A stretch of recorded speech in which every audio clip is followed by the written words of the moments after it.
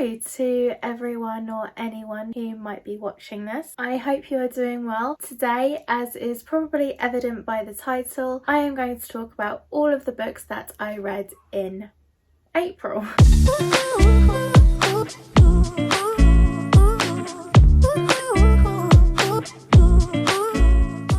The first book that I read in the month of April was Radio Silence by Alice Oseman. In this book we follow a young girl named Frances. Frances is in school and she is well known by her peers for being an achiever or even an overachiever. Studying comes first and everything she does is pretty much geared towards her goals, aka passing her classes, getting into a good college or university, getting a good job, and then be happy. That's pretty much the formula. Then Frances meets Aled, and for the first time in her life she starts opening up and letting someone in and allowing somebody to get to know the real her. I'm trying not to give too much away about this book because the Goodreads description is quite vague and I don't really know what people consider spoilers. What I will say about this book is I really loved the conversations surrounding childhood or young adult ambitions and how they can possibly change and will probably change like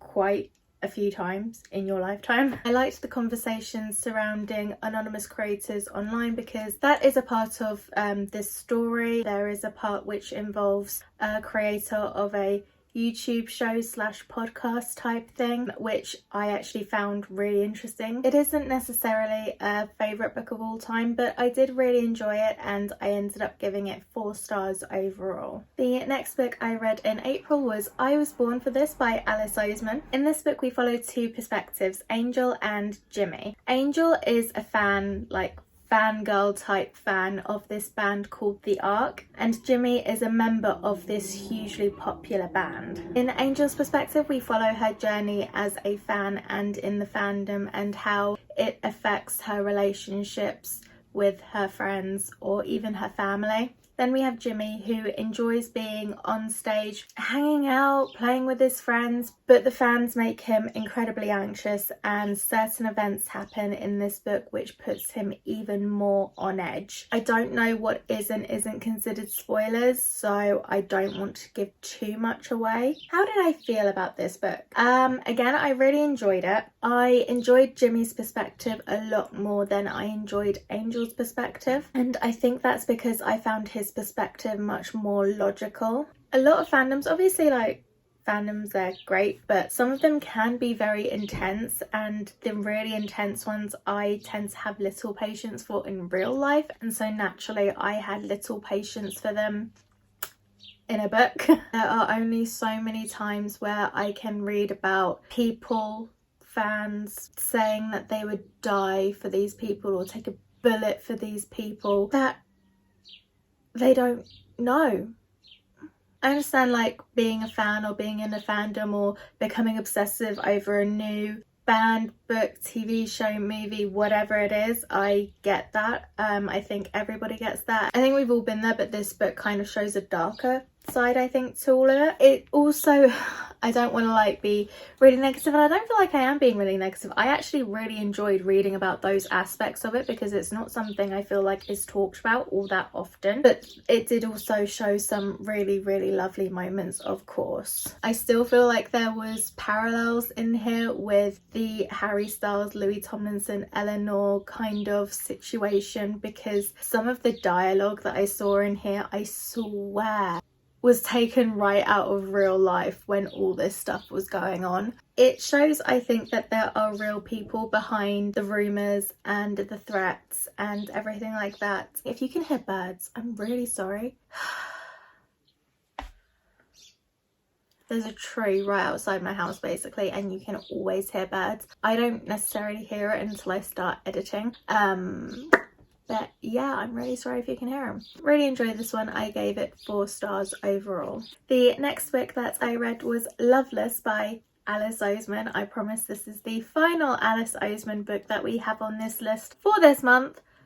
Not going to promise about future months because I would like to read more of her work. In this book we follow a young girl named Georgia. Georgia has never been kissed, and after being made to feel bad about it after a party one evening, she resolves that when she gets into college or university, she is going to have the epic romance that she has always read about in her fanfics. I don't feel like it's a spoiler to say, but instead Georgia comes to terms with the fact that she is asexual, and with that knowledge, everything that she thought she knew about herself and her future changes in ways that she couldn't have imagined. This book I struggled with at first, I'm not going to lie to you. I got about halfway through, or maybe just over halfway through, when I decided to switch to the audiobook. I went online on YouTube, to be honest, and found somebody else who had struggled with it at first, and they suggested to try the audiobook. So that's what I did, and from there on out I had a much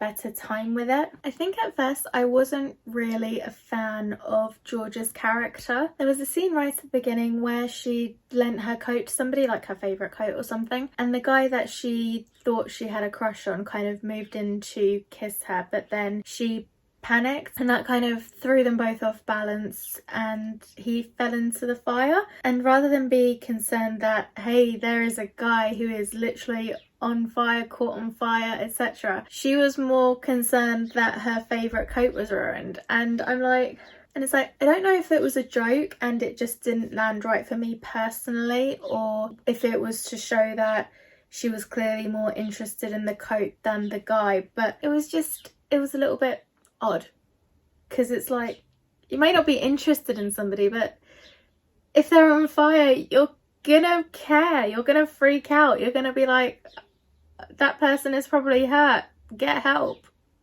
I don't know, it was just very strange, and I think from that moment on we didn't really get off on the right foot, me and Georgia. I will say I loved all of the side characters in this book, and Georgia, I did end up really enjoying her character. I thought the conversations surrounding, of course, accepting yourself and the changes that are inevitably going to happen when you do, like when she realised she would never get married or have kids, stuff which, I don't know, stuff which you kind of think maybe that's a given because all around you, everywhere, in movies, books, TV shows, songs, it's like romance kind of revolves around everything. Romance and sex, like you watch a perfume ad and they're using sex to sell the perfume, so it's like fine, but also I guess it almost feels like a given that one day you will meet somebody and everything will fall into place, but obviously that is not the case for everyone,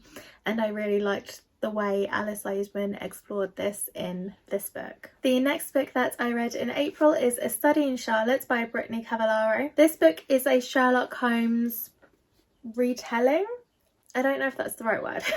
In this story we follow Sherlock Holmes's great-great-great-granddaughter Charlotte and Dr. Watson's great-great-great-grandson Jamie. When they first meet each other, Charlotte and Jamie, they don't exactly get off on the right foot, and there's actually almost a rivalry between them. However, when somebody on campus dies in circumstances very similar to a Sherlock Holmes story, the two prime suspects are of course Charlotte and Jamie, and they are being framed for murder. I loved this story. I think I've got something in my eye. Admittedly, I haven't read the original Sherlock Holmes stories yet. I've watched a few adaptations. I love the Anthony Horowitz Sherlock Holmes stories. I am a sucker for a good mystery, and I really enjoyed reading about Charlotte and Jamie. I loved how they worked together. I loved their budding friendship and building trust in one another. I loved Charlotte's cutting remarks and sharp wit, and I loved Jamie's balance to that and his almost eagerness for an adventure, but then realising what that might actually mean.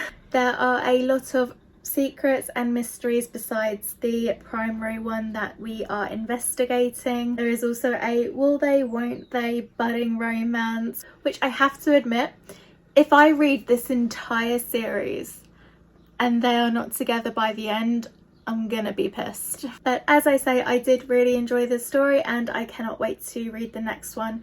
Do you need to know what the mystery is about? Murder on campus. It's murder on campus, they're being framed for it. That's basically the mystery. The next book that I read was Moxie by Jennifer Matthew. In this book we follow a young girl named Vivian. Vivian is very similar to a lot of other people at school. Keep your head down, work hard and survive until you get to college. However, tensions are building at school as guys continue to harass the girls. Sexism is rampant in the corridors and the classroom, and Vivian is fed up. So much so that she creates this feminist zine called Moxie. She essentially anonymously unleashes this zine onto the school, and a lot of people start responding to it. When I was reading this book, I know it came out years ago. When exactly did it come out? So this book came out in 2017. I'm very behind, I know. But even for 2017, I'm just like, stuff like this doesn't still happen, surely. Like, surely this doesn't still happen. Then I read that Jennifer Matthew is a teacher, and I lost a lot of faith in humanity after I'd read that. Here's the thing, like, at first I cringed so much because a lot of the jokes were really archaic. Make me a sandwich. Like, does anyone actually say that anymore? Like, really? Does anyone actually say that anymore and expect it to be funny? I don't think it ever was funny, but there were a lot of things in this story which did piss me off, but they were meant to piss you off, like the way that the girls in this story are treated at school and by sometimes teachers and the headmaster. The people who are supposed to look out for you and be on your side were often against you, and it was just really cool to read a story where all this stuff was happening and the female student body slowly but surely started to come together and fight back. You know, I think a lot of fear was used by people in charge to keep the women in their place, you know. It was gradual, but the payoff was really good and I really enjoyed reading this one. I'm really sad that I can't hold this book up because it is a beautiful book and it's around somewhere. I'm just not 100% sure where right now, but the book that I'm talking about is The Boy, the Mole, the Fox and the Horse by Charlie Mackesy. In this book we follow a boy named Charlie as he makes 3 friends, the mole, the fox and the horse, as he is trying to find his way home. It's a very simple story, but it is wonderfully charming. It is beautiful, the illustrations, but also the quotes inside. It is essentially a book full of quotes. It's wisdom that the mole, the fox and the horse are passing on to Charlie. It's exquisite the way that it's all put together, and I know that I will want to reread this book again and again and again. I will want to look up quotes and memorize them. My time with this book was very short because it's a book full of quotes, so it's very easy to read and very quick to get through, of course, but I adored it. I adored it all the same. Like I say, it's very simple, but it's just so heartwarming and I loved it. I absolutely loved it. The next book that I read was The Unbecoming of Mara Dyer by Michelle Hodkin. In this book we follow a young girl named Mara Dyer. Mara was in an accident and she wakes up in the hospital to find that she has no memory of what happened. All she knows is what she's been told, which is she was out with friends, there was an accident, she survived and they didn't. Mara is desperate to find out exactly what happened that night and she can't shake the feeling that something more happened that night. In the meantime, she moves to Florida and at her new school catches the attention of a British guy named Noah. Mara is warned about Noah. He's the kind of guy that people warn you about, apparently. But Mara might just find herself falling for him anyway. That's really annoying. I'm really sorry. So does anyone remember when Mara Dyer was like a booktube darling? She was on everyone's hauls, everyone's TBRs, everyone's wrap-ups, and so of course I bought it. I bought it years ago and I've only just gotten around to reading it, and honestly I loved it. I'm a little bit surprised because I think in more recent years it's gotten more mixed reviews, but I genuinely enjoyed the story. I love the mystery. I love certain aspects and elements to the story which unfortunately I can't mention because spoilers. I am a sucker for this relationship or potential relationship. Sue me. I loved this to the point that I now own the sequel to this book, which it usually takes me a while when I read books to even buy sequels. So I either get all my books at once or it takes me forever. But I now have the sequel to this book. It might take me another 3 years to read it, which I really hope not because I really want to find out what happens. But yeah, as I say, I am loving this story. The next book I read was The Handmaid's Tale by Margaret Atwood. In this book we follow a woman named Offred. This book is set in a dystopian future where women like Offred are given one choice in how to live their life, and that is to breed. If she disobeys or retaliates, the consequences are severe and deadly. This book is very heavy. Clearly, I don't mean weight-wise. I mean the content, obviously. I can't say I enjoyed it, but in fairness, I don't think this is a book to be enjoyed. I think this is a book to make you think. In this book, women are once again reduced to being the inferior sex. No jobs, no bank accounts, no independence or freedom. They are owned. They do as they're told or they face the consequences. Offred is part of a group of women who are essentially shifted from house to house to have sex with the commanders in this house because their wives are unable to give them a baby, because it's always the wife's fault. It can't be the guy's fault. Obviously. I remember watching Margaret Atwood's masterclass trailer, and she said that she bases a lot of her fiction on real life events and that she does this so that people can't say to her, oh, you have such a sick and twisted mind making all this stuff up. But the fact is she didn't make it up. I might read the historical notes because I would like to see what was taken from real life events. I think it's a really interesting book because in a lot of ways it does of course remind me of 1984, but reading it was an interesting experience because it's something that you never obviously want to think that it could happen.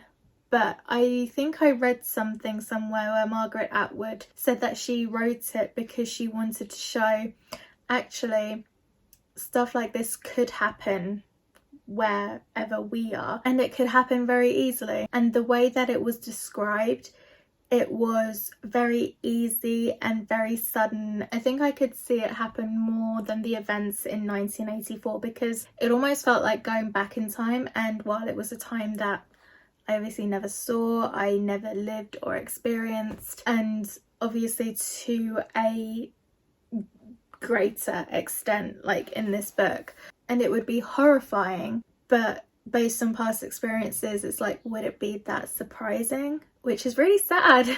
But yeah, it's like I say, it's a very heavy book, but I think it really makes you think, and I know a lot of people would hate this book. I feel like there are a lot of people I personally know who would hate this book because how dare you like create something that you say could actually happen, but if it's happening places around the world, or if it did happen in places around the world, then you can't say it would never happen or could never happen. So yeah, this like I say, this book really made me think a lot. Like I say, I can't say I enjoyed it, but I have given it 4 stars because it is such an interesting book and terrifying one, but not in the conventional sense of the word terrifying. And I think it probably did what it set out to do. And now we come to the last book that I read in the month of April, which is You'll Miss Me When I'm Gone by Rachel Lynn Solomon. In this book we follow twin sisters Tova and Adina. Tova and Adina are different in so many ways.